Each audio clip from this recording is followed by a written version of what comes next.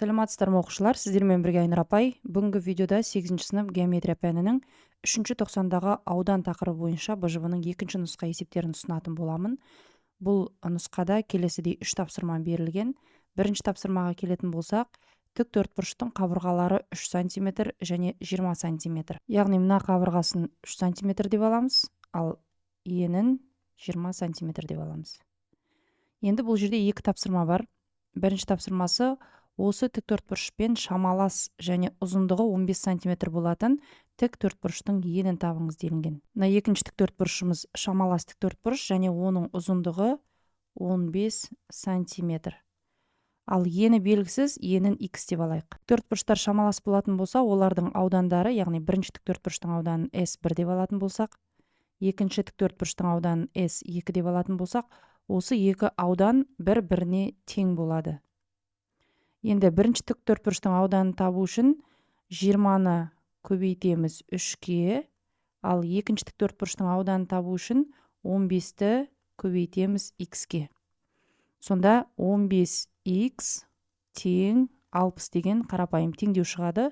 Осы жерден x табу үшін 60-ты бөлеміз 15-ке. Сонда x-тің мәні 4-ке тең болады. Тексеріп көрейік. 3-ті 20-ға көбейтсек 60, x-тің орнында 4 тұратын болса 4-ті 15-ке көбейтсек, ол да 60, яғни аудандары бір-біріне тең болды. Келесі Б тапсырмасында тік төртбұрыштардың әрқайсының диагональдары жүргізілді. Бұл фигуралар тең құрамдас бола ма? Жауапты түсіндіріңіз. Бұл сұраққа жауап беру үшін екі фигураның да диагональдарын жүргіздік. Енді бұл фигуралар тең құрамдас бола ма? Бізде мынандай анықтама бар.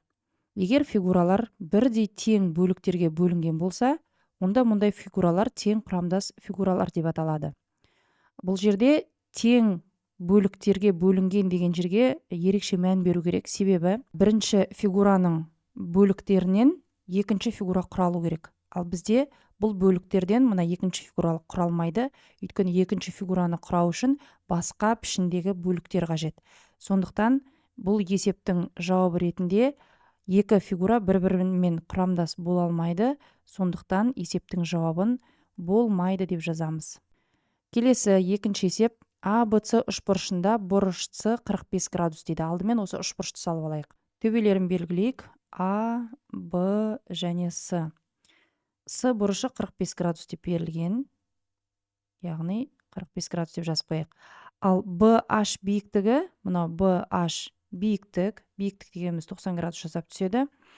AC қабырғасын, мінеки AC қабырғасын CH және HA деген екі бөлікке бөледі екен, және олардың өлшемі мынау 5 см, ал AH дегеніміз 7 см. ABC үшбұрышының ауданын табыңыздар дейді. ABC үшбұрышының ауданын табу үшін былай жазайық. Аудан ABC-ны табу үшін мына бірінші үшбұрышты S1 деп алайық, екінші үшбұрыштың ауданын S2 деп алайық. Осы екі ауданды тауып бір-біріне қоссақ, біз үшбұрыштың ауданы шығарамыз. Бірінші BHS үшбұрышын алайық. Бұл жерде С сүйір бұрышы 45 градус деп берілген. Ал H бұрышы, BHS бұрышы ол 90 градус, өйткені BH ол бізде биіктік. Енді үшбұрыштардың ішкі бұрыштарының қосындысы 180 градусқа тең деген теоремаға сәйкес біз мына бұрышты тауып алуымызға болады. Ол да 45 градусқа тең. Себебі 45-ке 45-ті қосақ 90, мына 90-ға қосақ барлығы 180 шығады. Сонда былай жазамыз. Бұрыш BCH, ол біздің әуелдегі берілген бұрышымыз, ол тең бұрыш CBH-қа. Ол біздің қазіргі тапқан бұрышымыз. Екеуі де 45 градусқа тең екен. Осы үшбұрышты мынау табаны деп алатын болсақ, мынау табандағы екі бұрышы бір-біріне тең болып тұр. Олай болса, оның мына бүйір қабырғалары да бір-біріне тең. Яғни BH пен CH бір-біріне тең. Және екеуі де 5 см. Дәл солай жазамыз.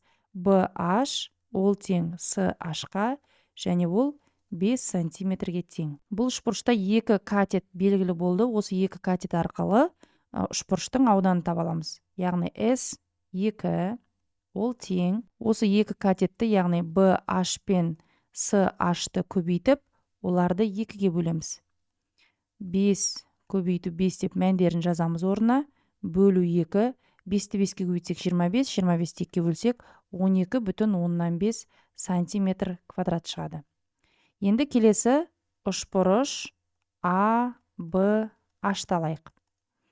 Бұл жерде де екі катет белгілі, яғни AH дегеніміз 7 сантиметр, ал BH дегеніміз ол 5 сантиметр, жаңа таптық оны.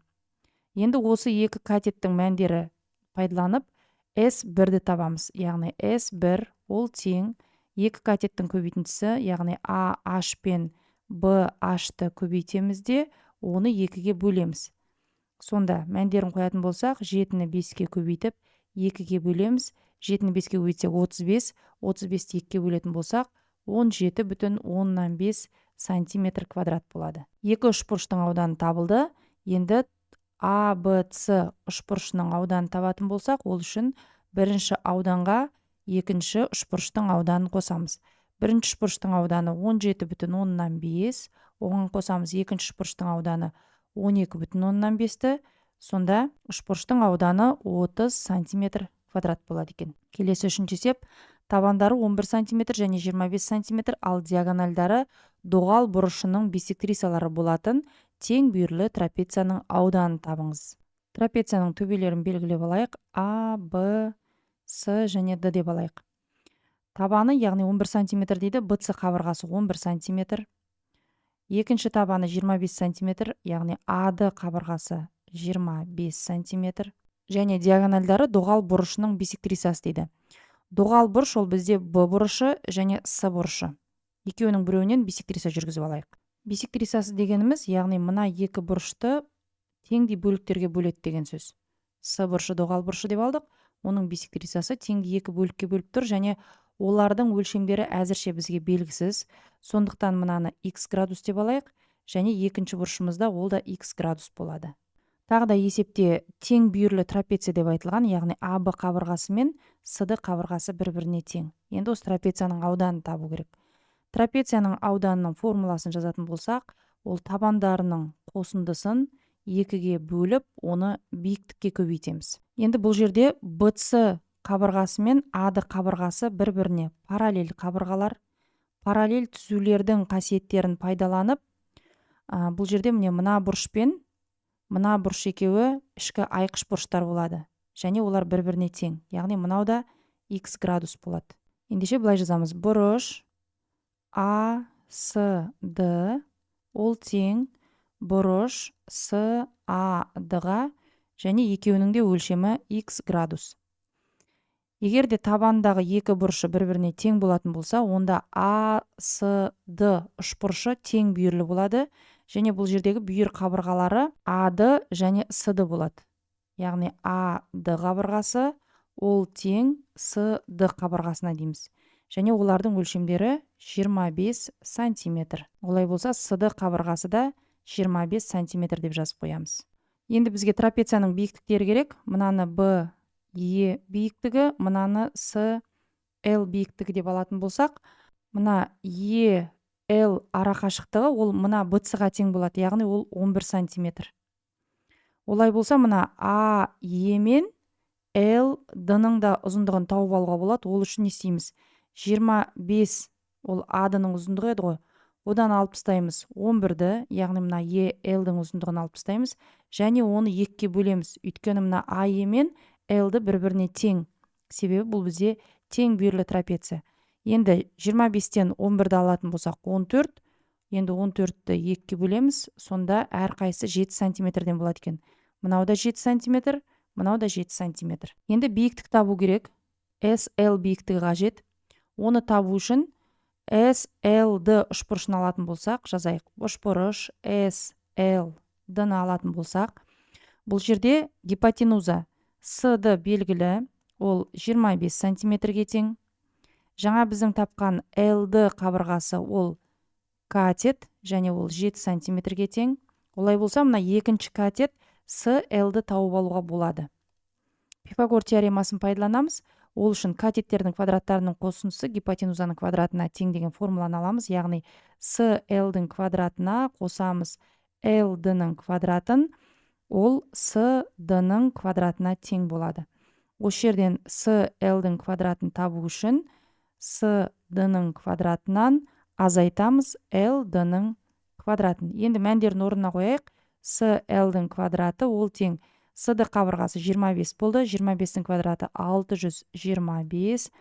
Азайту LD ол 7-ге тең. 7-ның квадраты 49. Сонда SL-дің квадраты ол тең 625-тен 49 азайтсақ 576-ға тең. 576 дегеніміз ол 24-тің квадраты, яғни SL қабырғасы 24 сантиметрге тең екен. Мына жерге 24 деп жазып қояйық. Биіктік белгілі, табандары белгілі, олай болса трапецияның енді ауданын табамыз. SABCD трапециясын табу үшін BC табанына қосамыз AD табанының ұзындығын және оны бөлеміз 2-ге, көбейтеміз биіктік SL-ге. Дәл мына формуланы қабырғалар арқылы жазып отырмын. Енді ары қарай орындарына қояйық. BC қабырғасы ол 11-ге тең, қосу AD қабырғасы 25-ке тең, бөлеміз 2-ге, көбейтеміз SL қабырғасы жаңа табылды 24-ке тең. Мына жерде 2 мен 24-ті қысқартып жіберуге болады. Мына жерде 1 қалады, 24-те 12 қалады. Сонда 11-ге 25-ті қоссақ 36, оны көбейтеміз 12-ге. Сонда трапецияның ауданы 432 сантиметр квадрат болады екен. Осымен балалар, бүгінгі қарастыратын есептеріміз аяқталды. Есептердің шығарылу жолы түсінікті болды деген ойдамын. Олай болса, осы видеоға лайк басып, каналға тіркеліп және қоңыраушаны басуды ұмытпаңыздар. Сонымен қатар осы видеоны достарыңызға да жіберіңіздер. Ал мен сіздермен келесі видеоға дейін қоштасамын. Сау саламатта болыңыздар. Сіздермен бірге болған Айнұр апай, оңай математика каналы.